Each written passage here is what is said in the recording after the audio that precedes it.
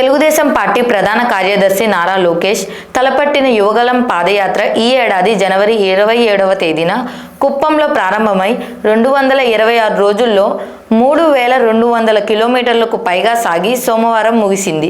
అయితే ఈ నెల 20వ తేదీన నిర్వహించే యువగళం పాదయాత్ర ముగింపు సభలో చంద్రబాబుకి లోకేష్ ఇవ్వబోయే గిఫ్ట్ ఏంటో లోకేష్ మాటల్లోనే విందాం. బాబు గారికి 20వ తారీఖు నేను ఏమి ఇస్తున్నా అనుకుంటున్నారు? ఏం గిఫ్ట్? ఏ అధికారులైతే చట్టాన్ని ఉల్లంఘించి మన పైన దొంగల కేసులు పెట్టి ఇబ్బంది పెట్టారో వాళ్ళ పేర్లంతా రాసుకున్నా. పాదయాత్రలో కార్యకర్తలు నాకు చెప్పారు, అన్నా ఈ వ్యక్తి నన్ను ఆపైన కేసు పెట్టాడు, ఈ వ్యక్తి వల్ల నేను జైలుకి వెళ్ళానని చెప్పారు. ఇమ్మీడియట్ గా సాయంత్రం ఎర్ర బుక్ లో రాశా. ఊరూరు పబ్లిక్ మీటింగ్ లో ఎర్ర బుక్ చూపించాను. ఆ ఎర్ర బుక్ మన బాబు గారికి ఇస్తానని సభాముఖంగా హామీ ఇస్తున్నా.